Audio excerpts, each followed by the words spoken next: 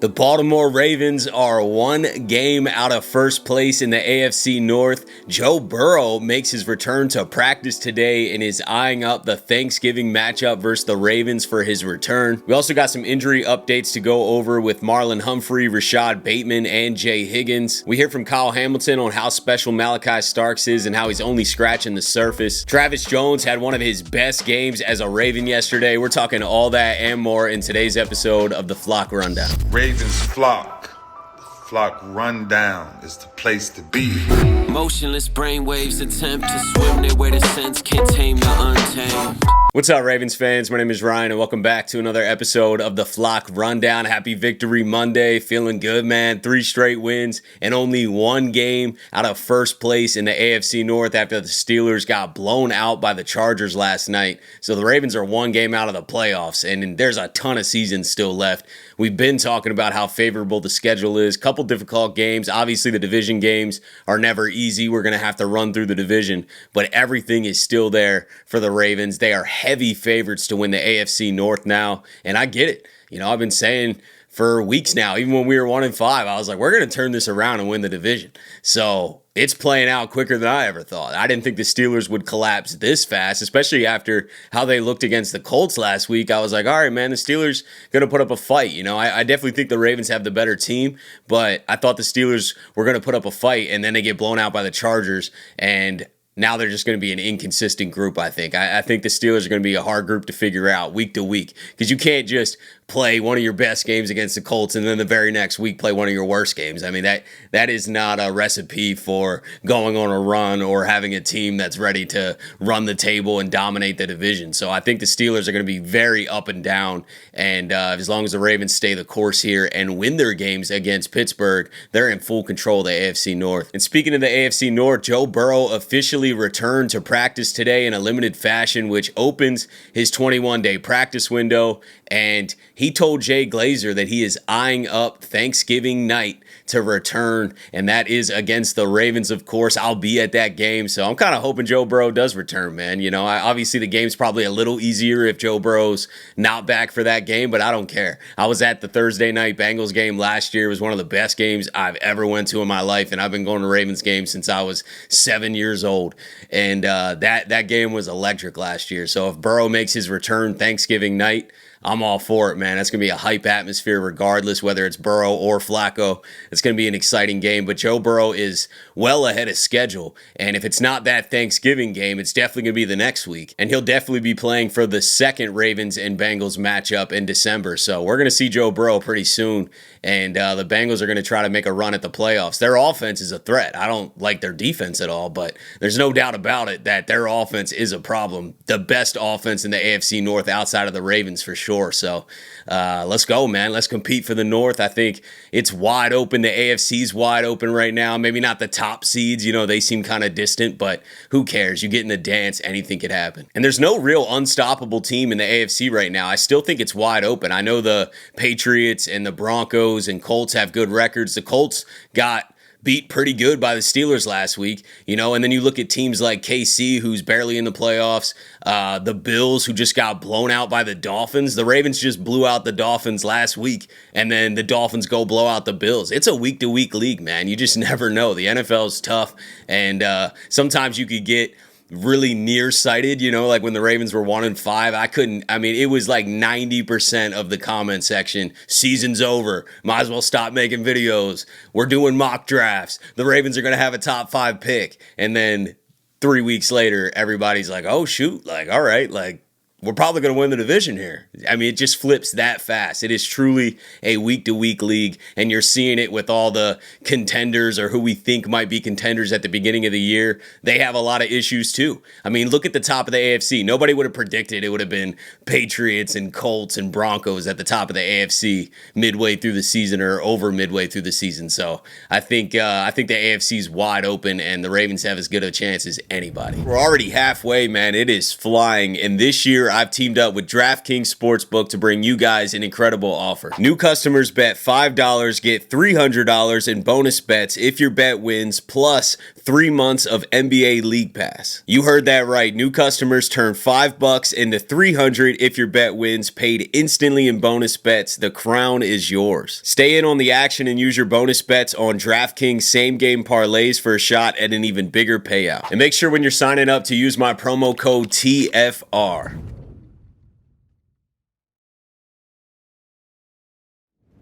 And staying on the topic of living in the moment and being a little nearsighted, a lot of fans were super hard on Malaki Starks for the first few weeks. You know, a lot of people were calling him a bust. We shouldn't have drafted a safety in the first round. And already about midway through the season, he's really starting to turn around. And Kyle Hamilton spoke about that to the media last night after the win. And God forbid a rookie takes more than 7 games in the NFL to get adjusted. You know, he is progressing just fine, and you know, it's no surprise to us. You see that in the offseason. You know, he's 21, I think, years old, but he acts like a 31-year-old. Like he's been in it for 10 years, and he's back there making calls. He's back there encouraging guys in the locker room, all this stuff, and you can see why he was so high on the Ravens board, and I'm sure a lot of other teams' boards, and why people at UGA speak so highly of him. And that's just the guy he is, the player he is. He's just been showing you the past few weeks, and told him after the game he's only going to build on that, and I can see it in him that he's going to get so much better, and it's going to be a problem. Back-to-back weeks with interceptions from Malaki Starks. I know the announcer was like screaming it was his first interception. I thought the announcers were below average in that game yesterday, but Malaki Starks back-to-back picks, man, and that one against the Vikings was sick. Just to come from the opposite end of the field, jump up and go get it over Justin Jefferson. I saw a million Vikings fans that were like, trade Justin Jefferson, he's not even putting in effort, he's not going up and getting it. And you would think a guy like Justin Jefferson with that much talent might jump up and try and, you know, high point the ball, but no, Malaki Starks was the one coming in, flying in like Ed Reed from the opposite side of the field. I'm not calling him Ed Reed, but that's just stuff Ed Reed would do, you know, literally shade over to one side of the field, but he's eyeing Justin Jefferson the whole time. As soon as J.J. McCarthy lets it rip, boom, Malachi's full sprint to the other side, high pointing the ball, jumping way up in the air and getting it. I mean, I'm impressed with what I'm seeing, and especially the growth, man. And I guess I shouldn't be as surprised because in the offseason, we heard from Malaki a lot, and just his maturity was so impressive, you know, like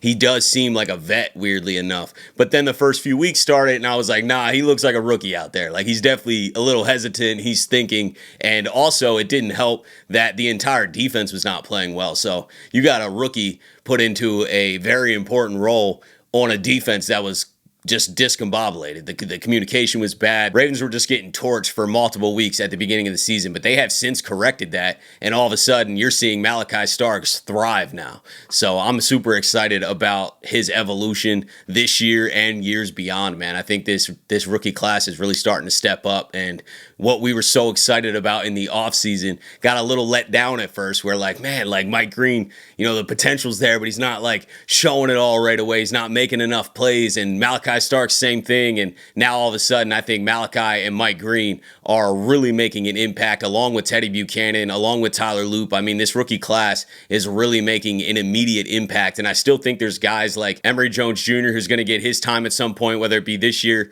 or next year. I think he ends up playing a role for the Ravens too. So this class could end up being pretty good, man. It's still obviously way too early to tell. You know, you can't really know until years go by, but I'm loving what I'm seeing from the rookies right now. Ravens are dealing with a few injuries, nothing too serious, but Rashod Bateman did confirm after the game that he has a high ankle sprain. He was in a boot, and he said he doesn't expect to miss much time, but it happened on that play where he was diving into the end zone. Kind of looked like a hip drop tackle that they didn't call, but either way, he twisted his ankle and has a high ankle sprain according to him, so he might be out for a few weeks, and if that's the case, definitely going to be activating Tez Walker, I would imagine. I think DeAndre Hopkins' role increases, which might not be a bad thing, man. I mean, literally every time the ball comes DeAndre Hopkins' way, it seems like he's making a play. So I don't mind him being involved more. And I don't mind seeing some more Tez Walker and Tylan Wallace. I love Bateman. I think Bateman's, you know, the starter over those guys when healthy, but I also believe in the depth that we have at that position. And Tez has been a healthy scratch here for a few weeks now. So it'll be exciting to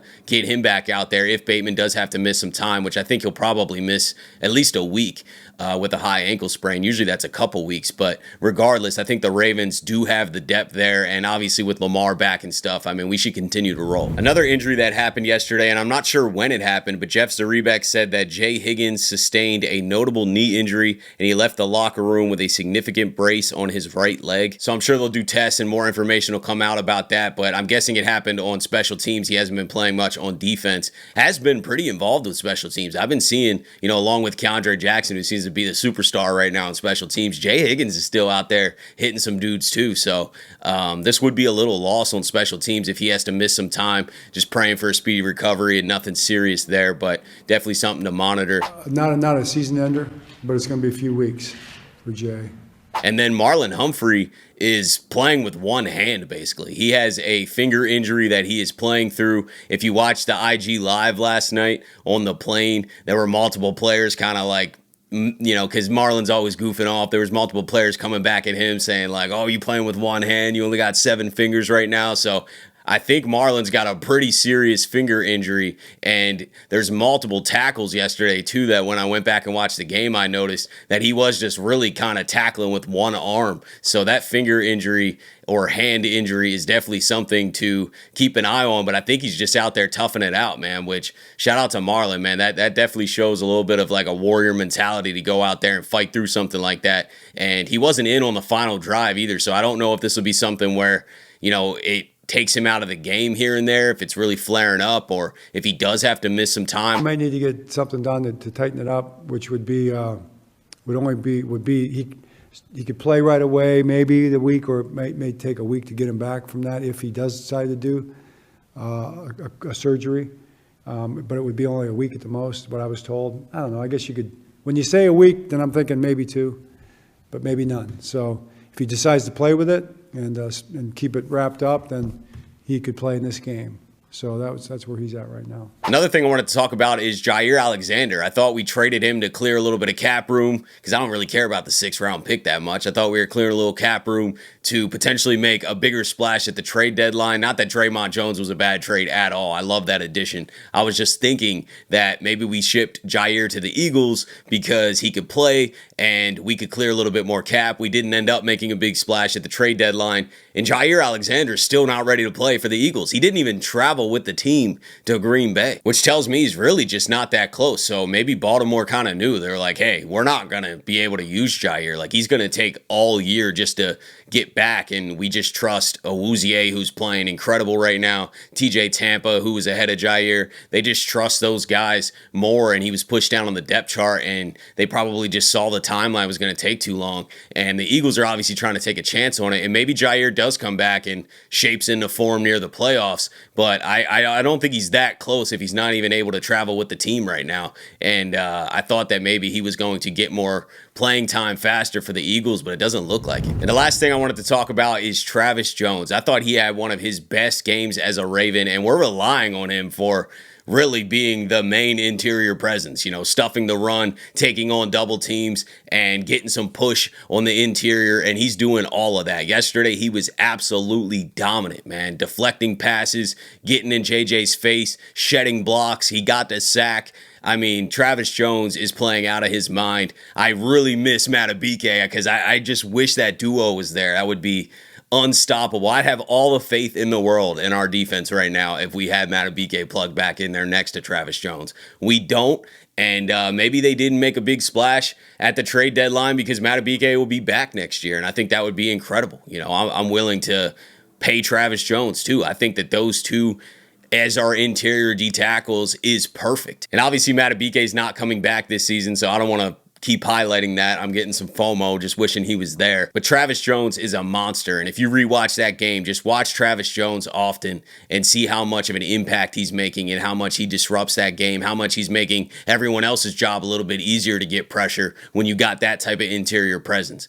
Shout out to Travis Jones. But that's it for today, guys. Just wanted to come on and go over all the updates, kind of where we stand in the AFC North and the AFC overall. And let me know what you guys are thinking about everything. Appreciate you guys, as always, for tuning in to another episode of the Flock Rundown. Have a beautiful rest of your day. And I'll let the greatest linebacker in the history of the game take us out. Ravens Flock. The Flock Rundown is the place to be. My man Ryan has been a lifelong Ravens fan since he was born. So I'm telling you now, it's about to go down. Podcast, the Flock Rundown. Ravens, baby. Nothing gets better than waking up and wondering how high we can fly.